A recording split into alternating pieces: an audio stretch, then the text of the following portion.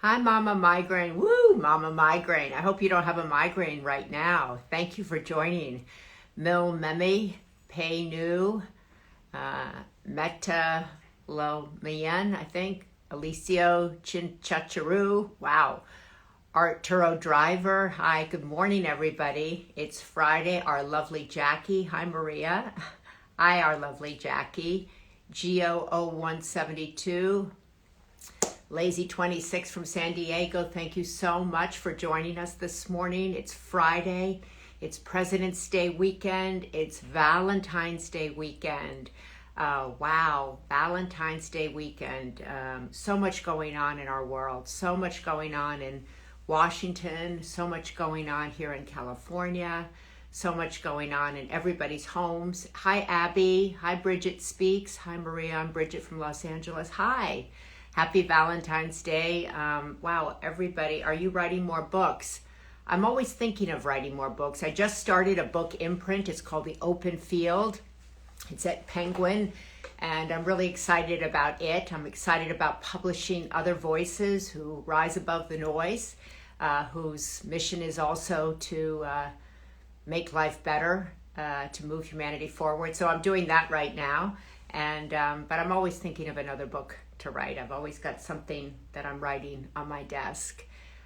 So good morning from Colorado. Hi, Lori Jensen, 2020. Nice to see you. Good morning, everybody. I'm super excited today to talk to Mark Groves about love. I'm a big student of love. I've been good at it, bad at it. I've made a lot of mistakes in it, but I've also think done it well. And I think we're all students of love, and I think everybody's looking for love. And I've noticed and learned over the years that sometimes, or very often, love is right in front of us. And since it doesn't match the movie, or it doesn't match that book, or it doesn't match your vision, you sometimes miss it. So this weekend, I hope whether you're in a relationship or not, you notice all the love that's around you. I always notice my son brings me a cup of coffee. My daughter brings me a muffin. My other daughter brought me last night a little Valentine's Day basket with popcorn because I'm a popcorn fanatic.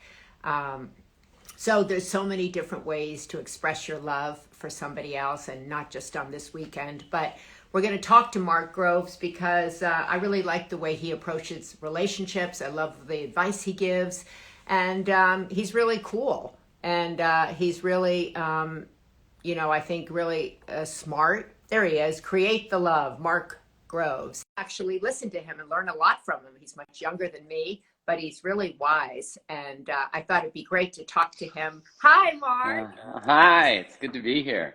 How are we? I'm good, thanks. How are you doing? I'm great. I'm great. I was just singing your praises on this Valentine's Day weekend because I've learned a lot about love from you. You give it straight. And I love that that obviously you're a man and you're giving it kind of very brutally honest, which I think is really great to your community. And you talk about all kinds of things. I saw the other day you talking to people saying, I know many of you come here for love, but I want to talk about other things as well. And if you don't like it, go. Yeah, I teach boundaries, so I better have some. Yeah. Well, I think that's a great thing. Boundaries. I didn't grow up hearing about boundaries. And I think so many people like my age, or younger, this whole kind of open conversation about what love is and what isn't is really new, right? Yeah. Love languages wasn't a thing. Boundaries wasn't a thing. Taking relationship 101 wasn't a thing. So on this Valentine's Day weekend, Mark, what do you find people are looking for, hoping for when they come to your community? It's a bit of a mixture. I think it's one, if they're alone. Valentine's Day and I think people need to understand sort of the history of Valentine's Day. It's just something that appeared through Mother Nature. We're going to have this day where we celebrate love and buy cards. I mean, it was produced by the industries. Yeah. Exactly. So I think when we start to measure our worth based on our relationship status, which I think most of us do, and I think that's the challenge most of us have, is who am I without this relationship? And yeah. Valentine's Day brings up a lot of challenges for people who are single because they think, I'm not enough, I don't have anyone to celebrate with. And it's so important to feel the pain of that because someone has taught you that there's some sort of validation you get by being in partnership, which is not to dismiss the beauty and the love and the things that come from partnership. But I always ask people, like, do you place your worth in it? Because if you place your worth in your relationship status, you likely will never have conversations that might break your relationship status. And those are the very conversations you need to have to deepen your relationship and to really experience, you know, a new type of relationship, not like the ones we tended to observe through history, through Disney, through all that kind of stuff. So what is your advice to people who are alone on this Valentine's Day? And there are millions and millions of them, and they see everybody celebrating, they see the commercialization of it, and you say it's important to feel the pain of it or the grief of it, but you know, you're sitting then with pain and grief on Valentine's Day. Right, right. Like, eat chocolate and be sad. That's not what I'm saying, but more so to explore why you have associated that pain and aloneness. You know, like, the difference between aloneness and loneliness is really this belief that someone else or something else is going to give me what I seek. As where aloneness is learning how to be comfortable with oneself, learning to have one's own back. You know, it's kind of like when you're single and you start to get your poop in a group, you start to get everything figured out. And then you enter a relationship again and you're like, I thought I had that figured out. And you realize it's only through relationship that you start to actually really heal things. So yeah, it's one, explore where do you place your worth? And if you place it in relationship, look into that. But the other part is you're saying, you know, like, redefine what the day means for you. If you're single, you know, obviously due to protocols and safety, hang out with friends, do a Zoom hangout. I think a lot of us are zoomed out. So maybe go out for a walk, go do your social distance stuff, but really start to make it where it's a celebration of aloneness. I think we get so lost in this like shame-based aloneness. Yeah. And it's really something that could be celebrated. Yeah, I think that that is so true. Shame-based aloneness. Do you find, Mark, that the people, because you have so many people in your community, are they all alone, do you find? Are they working through relationships? Is there a tremendous desire of people that you see now who want to say, like, I want to understand myself through relationship? I now see that there are these tools out there. There are these courses. There are these people who really teach Relationship 101, and I want to learn. Yeah, I mean, you nailed it at the very beginning when you said, like, relationships are so different. Like, what we want from a relationship, what we can bring to a relationship is totally changed. And, you know, I think we see it throughout every sort of aspect of human nature, human consciousness, is we're asking questions we've never asked. We're challenging things we've never challenged.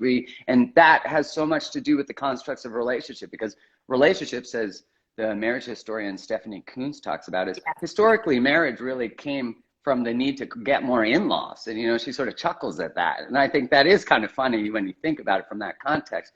So what we now seek from relationship, I mean, is growth. Like, who saw back in the day that their partner's feedback was an invitation to their own evolution? I mean, you look at the sort of breadwinner, nuclear family system, which wasn't actually even very common, but we've been sort of sold this story. It wasn't to empower both partners. There was very much a power inequity in relationship. And now we're like, hey, I want to meet someone head on. I think I do. But then when I do, I'm not really sure. And I think you're right. We're curious. We want to grow. And I feel like everyone who follows your work, my work, your Sunday paper, you know, they're people who want to learn about how to relate better. Yeah. I mean, you're talking about things, as I say to my daughters, I have all four of my kids are in their 20s, you know, this talk about attachment, love language, trauma, informed, boundaries. It was nowhere when I was growing up. Right? Same with me. Yeah.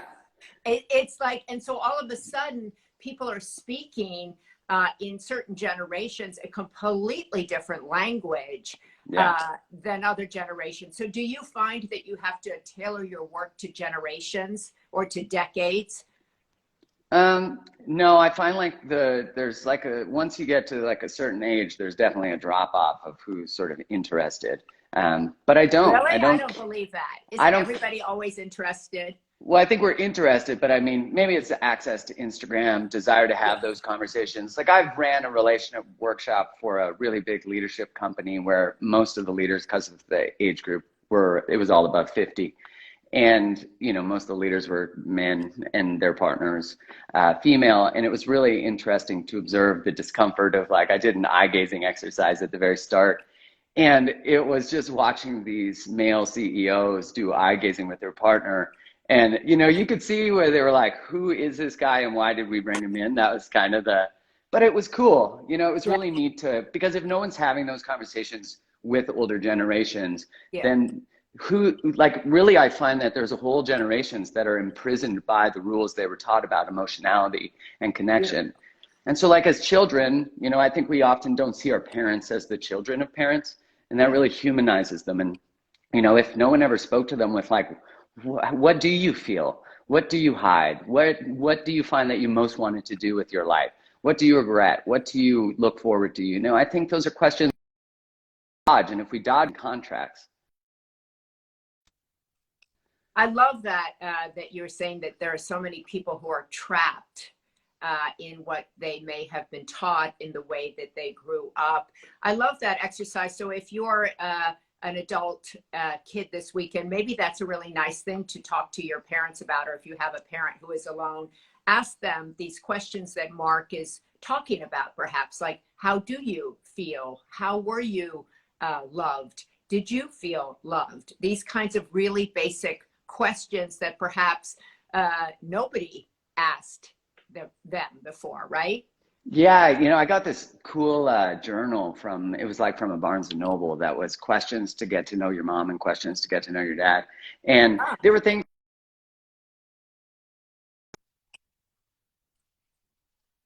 in dad or mom or even partnership because it wasn't gendered, but it was really interesting. And I brought it to, I don't know, am I cutting out? Can you hear me? you are a little bit. You are a little bit. Um, I brought it to Christmas dinner, and I was sitting down with them asking all the questions, and you could sort of see the vulnerability within them. But it was really cool to be able to witness things and ask things that I'd never taken the time to sit down and really get curious about.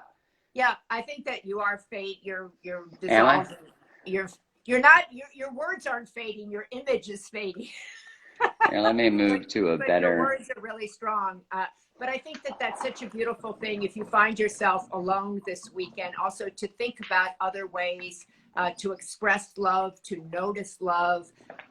And I love that idea of what the journal was talking to Mark about how to have a conversation about love with people you're not even in a relationship with, because this weekend kind of celebrates one kind of love, right? What Yes. and there are so many different forms of love, and that's really something I think we can bring to the table. We don't have to buy what marketers tell us love is. Well, just that line alone, we don't have to buy it. To not participate it in the way we're taught, which is true of relationship too. Like if people were taught not to use their voice, not to have emotionality, men are taught that. Yeah. Women are taught not to use their power and have a voice. To do the opposite is to reclaim oneself, to not participate in the system. And it's sort of like, that how do you change the world? You change yourself. That's just like not allowing the day of Valentine's Day to decide how you feel about yourself is an act of rebellion. It's also the disconnecting from a collective codependency. Codependency is also I'm going to dance for you. I want you to like me. I'm going to perform so that you approve. To Right. go against what you're taught is to unhook from codependency, really. I love that. That also wasn't really a thing when I was growing up, Right? codependency. And definitely self love was not a thing for my generation. I always think if I utter that, my mother might come down from heaven and whack me up the head. But They would have called it selfish. I think yeah, that was the term. you've also been, which I think is great, very vocal on your own Instagram about breaking up in your own relationship, taking time to really be alone, and then finding your way back. Now that's Yeah. something that a lot of people want to do, right? They Mhm. feel like I want to find my way back. Is that kind of delusional thinking? Is that a good thing to do if you have somebody that you don't have closure with, or somebody that you think like that wasn't meant to break up?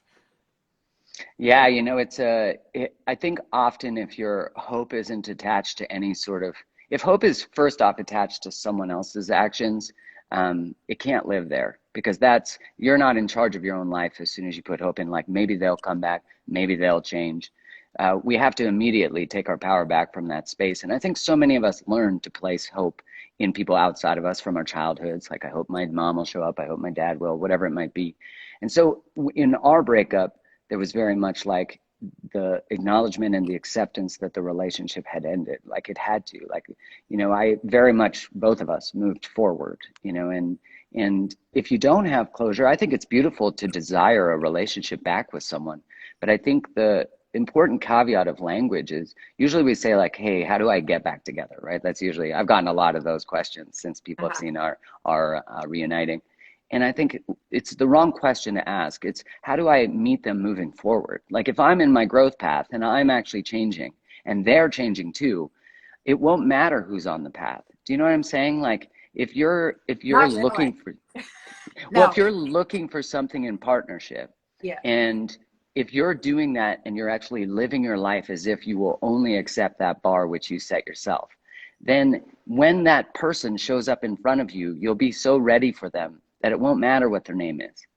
Mm. Because you'll be so focused on your own growth and expansion and your standards. So when we finally reunited to have a conversation of like, hey, where are we at? How do we feel? We both just felt this, sort of universal. We had met up before and been like, no, this isn't going to work. And when we had a conversation after about 8 months, we were like, okay, we're both in different places. We've unhooked from our sort of former codependent patterns. Let's see how this goes. And it's gone well. So that's, I'm happy for you. That's Thank you. great.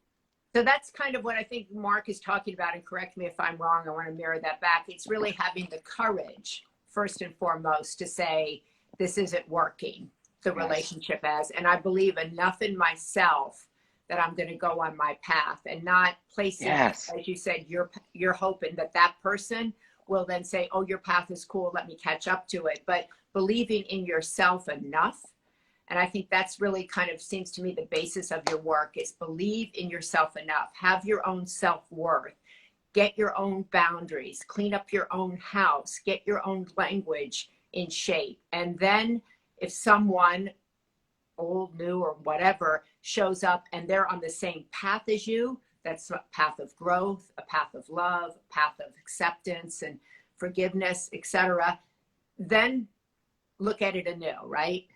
That's exactly it. That if you're still trying to behave in a way that will get them back, then you're still codependent. You're still being manipulative. You're still not showing up as your authentic self. You're still trying to get something. It's like I want to do my personal growth work for myself always first. Because if I ever do my growth to get someone back, if I don't get them back, I might throw my growth away because I'm doing it on a condition. And yes, it's exactly that. Like move forward as if you're ready to let them go. And that's always what creates the most power. That's the most attractive thing is when someone's dating and they're like, they have a boundary. Boundaries are the hottest thing in the world. Like as soon as someone says, I don't really appreciate that, we're like, whoa, hey, I like this person because we can trust them. I love that. Boundaries are the hottest thing in the world. That's They really are. They're so sexy. they're so Yeah. sexy. So remember that out there this weekend. Like boundaries are hot, boundaries are sexy. If you don't know what boundaries are, Mark has a course on boundaries. If you did not grow up with boundaries, and many Yeah. people didn't, if you No. struggle with boundaries, Mark has a course on. You had a whole thing on boundaries, right? Because for many people, boundaries. They don't even know what they are. And I want to ask you this: so many people today, particularly in their 20s and 30s, I hear they have a life coach, an executive coach, a trainer, all this sort of stuff. And I asked them, well, do you have a relationship coach? Do you have a spiritual advisor? Do you have someone who helps you in your relationship? And they're like, no. What? Like, why would I Okay. need that? Why do I need that? So do you find that people want that, or is that still something that they feel like, I don't want to say I have that? When I tried to tell my kids your relationship, if you tend to that, right, that's going to be way more important than your job because you can get fired from your job will come and go, all of these things, but kind of prioritizing your relationship and then understanding that it's going to change by the decade, by the year, really. Yeah, I think what you're saying is so key that we haven't normalized, which is, when people get married, the sort of former vows were till death do us part. I mean, Yeah. honor and obey, that's another Yeah. one people want to throw out the window. But, it's as we move forward relationally, we forget that we're going to change. We know we're going to change, right? Like we have that understanding, like, why is there no space for me to change? But we very much want people to stay static because then we have certainty, we have safety. And we don't realize that Dr. Alexander Salman has this great post that she wrote where a marriage with one person will be many marriages. A Right. relationship with one person will be many relationships, because you will change, they will change, and the container of the relationship itself must change. And so like the things you want at 19 are very different than the things you want at 45. Mm. And can the relationship hold the changing of ourselves? And, I think that's such a key of, as you were saying, like, we don't normalize relational wellness and relational health. We don't normalize emotional health. Not till now, till like now we're in a pandemic and we're for sure in the greatest mental health crisis we've ever seen. And now we're like, oh, well, we better have these conversations. But the evidence shows, like, relationally, people see a therapist far too late, Yeah. as opposed to, like LeBron James is, this might cause an uproar on your thing, but he's for sure one of the best basketball players in the world. I was going to say the best, but Yeah. sure, it caused some uproar. And he still has a coach. And so, Yeah. it's the same idea as most of us see a therapist or a coach when we need to because things are wrong. We should actually see or do that work. It doesn't have to be with a coach or a therapist. It could be doing courses, reading books, learning, but that we're doing that to keep things great and make things better. And we have such a culture of how we deal with medicine is reactive, how we deal with mental health and emotional challenges is reactive. And now we're in preventative health, we're in holistic health. Yeah. Most of us never thought, like, could you imagine 30 years ago if someone said, do you have a spiritual advisor? People have been like, are you smoking weed? Like there's more receptivity to that. Even the idea that there's a spiritual aspect to ourselves, a spiritual soul-based relationship. I mean, I think we're in the best times because at least these conversations are happening because of I people like love you. that. Relational wellness. Let me ask you, so I talk to a lot of women who say that they struggle to get their husbands or their partners to therapy or to be in this conversation. How do you encourage men to get involved in relational wellness? Yeah, I feel it's such a layered thing because one, there's the socialization that, like the very thing that relationships require of men most Yeah. is their emotionality, their emotional fluency, their ability to hold space. But the very thing the world severs men from is those things. Yeah. So masculinity in and of itself, for men to turn towards emotional relational health, is an act of rebellion against the definition of masculinity, which I think is really great because that's a reclamation and a changing of it, realizing that your emotionality has actually zero to do with your masculinity, but we seem to have enmeshed these Yeah. two things. So one, it's the initiative of starting to see, like, when you look at the research, by the time, and I'm speaking heteronormatively, by the time a woman says, hey, things aren't great, I'm not, this relationship, we need to do something, it's about 2 years till they actually file for divorce. Women file more divorce than men, and men and women in relationship, women turn towards friends the majority of the time for emotional support. Men turn towards their partners for emotional support the majority of the time. So men, when they lose their relationship, lose their emotional support network often. And so I don't think we as men often recognize when our partner says, hey, I feel disconnected. We often we can't face that not enoughness because the world hasn't prepared us for that. And what that ends up doing, if we're not mindful of it, is our relationship ends up falling away, and then we want to fight for it. And again, it's that reactive thing rather than that proactive thing. And I mean, this comes back to a lot of evolution because men are not motivated to understand the nuances of emotion because they're the dominant group. So there's no evolutionary motivation to do that, as where, Harriet Lerner talks about this, how the Yeah. reason that women seek emotional information is because they needed to understand the nuances of aggression and anger and be able to make it, because they could possibly die at the hands of that type of behavior. And I think this really shows that as men, we have to start to, I mean, as white males, but as males especially too, we have to recognize our privilege of being like, wow, like for me to dive into my emotionality is actually what births connection. But in doing that, I mean, you got to eat humble pie, and humble pie doesn't taste good. And I would certainly didn't take feedback well from my partners when I was in my 20s. But now I look at my partner and she gives me feedback and I'm like, all she wants is for me to be better. And her feedback to me is actually, she sees me better than anybody. And that is not normalized in relationship, to see our partner's feedback as actually an invitation to my evolution as a human, as a man. And I hope, and I certainly see it, because, you know, about 20% of my followers are male.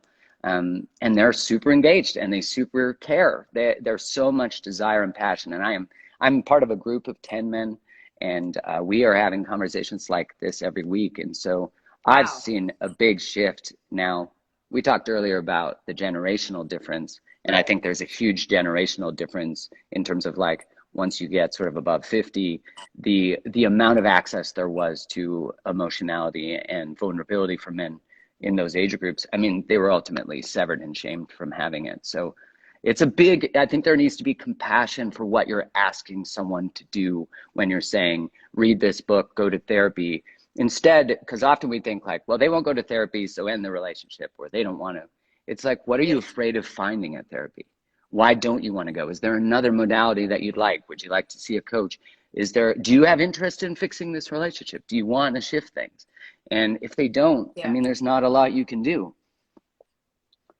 Right there, that's where the boundary comes in. But I like the idea. I love that you're in a men's group. I have a lot of guy friends who are in men's groups, so you often associate that, oftentimes, these groups with AA or NA. Those were kind of a Yeah. lot of groups started, but I've heard other younger men say they're in a spiritual men's group, or having men, you know, they formed their own men's group for men to hold them accountable, or couples started men's group. So I think kind of, if you are in a relationship, right, encouraging the man in your life or your partner to develop their own group where they can work some of these things out. But once again, that having these conversations is a sign of strength and Yes. vulnerability, and reframing that. Very often our tone and how we frame these conversations needs to catch up, right? We need to, Yeah. as mothers, as wives, as partners, right, we have to learn a better kind of art form of communication. Yeah, because so much of the dance, right? It's a dance between the two of us. And if we always have the same dance, only one person has to change it. And so if we are inviting therapy through, like, we need to go to goddamn therapy, you know, that's probably not gonna, or like, you need to go to therapy is Yeah. often how we start it, or you need to fix your shit, or you need to figure your stuff out. And right away, that is going to induce tons of shame because you're using you. It's critical language. You're not mindful. If you say, like, in my experience, when we have a conversation, things often break down. I'd like to better understand you and understand us. Like, what an invitation that is. That's a total shift. And I think as relationally, we need to learn how to turn shoulder to shoulder towards problems, and not often one person feels like the problem. And that often happens, like with intimacy issues. You see a similar thing, as opposed to whatever things are in between me and them, me and the other person. It's an us challenge. And, you know, I saw a question that said, well, what happens if they don't want to change? Yeah. Well, part of our own growing up is to not continue to try to get people to change. That's the unhooking from codependency. Yeah. I find that most couples stay in a pattern where one person's not wanting to do the work and the other one's trying to do the work for two. And the actual growing up is to stop taking up the space the other person needs to step into. So that's saying, I'm no longer going to hide books under your pillow or by accident put podcasts on while we're driving, you know, But like, I think that's so interesting, because that comes back to your boundaries are hot, boundaries are sexy. But I see so many women, particularly young women who are in their 30s, early 30s, who are so afraid to leave because they don't want to be alone. And what we yeah. say as a society, or what women think society says about them as being alone, is really this underlying thing of people will accept things they don't want to accept because the fear of being alone, or the fear of not being chosen, the fear of not being special trumps everything. Yeah, and see, that is exactly where Yeah. that realizing that you will be far more alone in a relationship you fear being yourself to keep, because you are alone. You're not within your own body. You have to leave your own soul to be in a relationship that requires your self-abandonment. You know, I think we forget that anything that creates belonging at the cost of self is not worth it. It Yeah. usually leads to inflammation. I mean, it always leads to inflammation, illness, chronic disease, uh, um, uh, what is the term? I forget. But anyways, the Yeah. autoimmune, it leads to Right. gut issues. It leads to all these things. Right. And, you know, I think the ultimate thing all of us are constantly trying to figure out is, how do I be in a relationship and not lose who I am? Most of us are in the relationship at the cost of self, or keeping a self at the cost of relationship. Like, we don't know how to do both. And that's such a dance to learn. Yeah, there's people in here saying I was married 25 years and I was Am I back? invisible. So I think that that's really kind of on this weekend, right? If you're in a loving, communicative relationship, bravo, great. And, you know, that's fantastic because it said there's nothing better than love. But if you're alone, if you find yourself alone, kind of don't beat yourself up about that, right? And we have a Oh, story playing in our head about what society says about us if we're alone. And that's an old tape, as my friend yes. used to say, eject that tape because it's not accurate. Eject the tape that being alone is a sad thing. Being alone means you're not lovable. Being alone means you're not worthy. So on Valentine's Day, if you find yourself alone, probably you're going to do something on Valentine's Day for people, right? I'm sure. Aren't you going to? Yeah, so on Valentine's Day, I have an app called Mind that I co-founded with a bunch of other creators. And we have a whole Valentine's Day series. So people can just go to download Mind, MINED.com. It's free. And there's a whole day series. And on Instagram, it's at Do You Mind, and it's MINED.com. At Do You Mind? And then you're going to keep people company on Valentine's Day? Yeah, so they just sign up for the app, and the app's free, and then they have a schedule. It's like Peloton for mental health. It's something we just started building. It's like the Oh, world's wow. first emotional network. That's what Oh my it is. God, Yeah. that's great. When did that happen? We just sort of soft launched it about a month ago because we were about a month and a half ago, just this real desire to like finally be like, where's an app that people can go learn about these things, and also, that makes you feel better when you go to it, that you actually like get more wellness, more worth. And I think that's a big step. Okay, repeat it again one more time, Mark. So if you find yourself alone this Valentine's Day, or if you're coming out of a relationship, or if you want a relationship, if you want to grow in your emotional wellness, go to, oh, Go somebody's to saying, I love that. at Do You Mind is the Instagram, and it's MINED. And if you want to download it, it's for both Android and Apple. It's download mind, MINED.com. Okay, and we'll And link to that in the Sunday paper. We'll recommend that. awesome. That's so Thank you. great. Oh, I'm so proud of you. That's Thank awesome. you. Yeah, we're super pumped about it. I feel like it was just time. I'm like, we're in that time. We made it for free right now, Yeah, and we're going to have like paid aspects, but all the general knowledge will be free.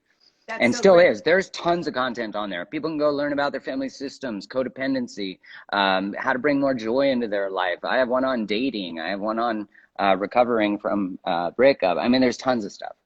Oh my God, that's fantastic. I'm going to go download that right away. I'm going to learn all about it. I'm going to tell my 4 adult children to go and look at it. They're not kids anymore, they're adult children, but they're all in relationship, right? They're in relationship with friends, they're in relationship with parents, they're in relationship with girlfriends, boyfriends. All of these different kinds of relationships all require kind of emotional intelligence, right? Yeah, So, what you're saying, it reminds me of, there's this really interesting study called the Harvard Men's Study. It's now the Harvard Wellbeing Study. It shows you where it was born. yeah, Are you familiar with it? yes, I am, but go ahead. Yeah. I think it's just speaks to people of like how important your relational health is, and how important it is you do the work to figure it out. Because Yes. it studied Harvard graduates and compared it to people from poor areas of Boston to understand if socioeconomic status made any influence.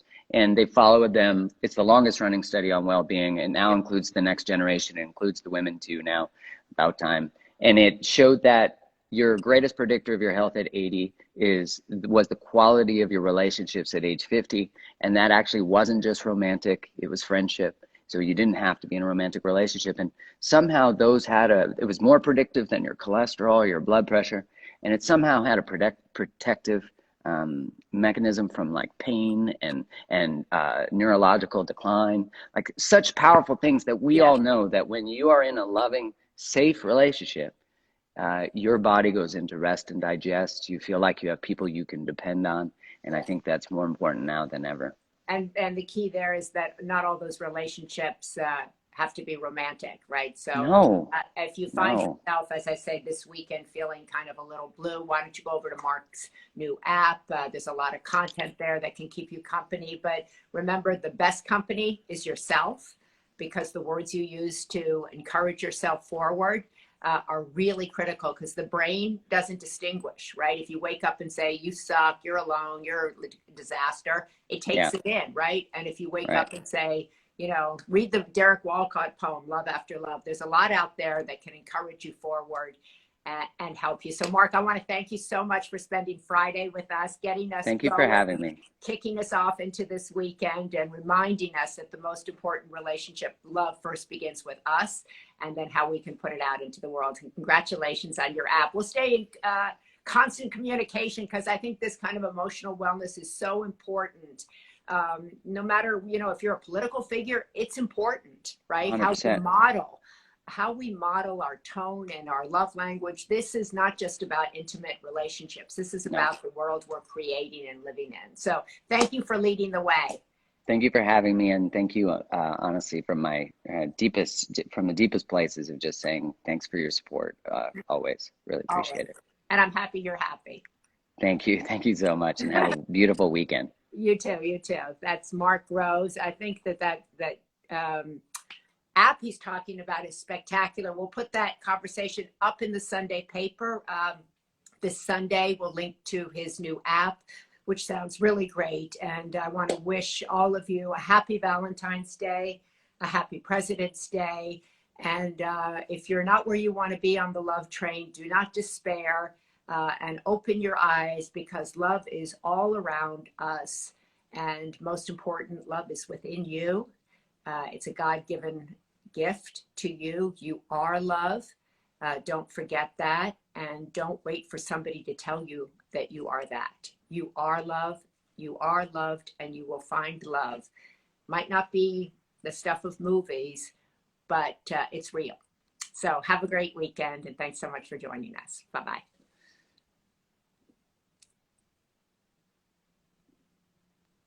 Whoop, trying to end.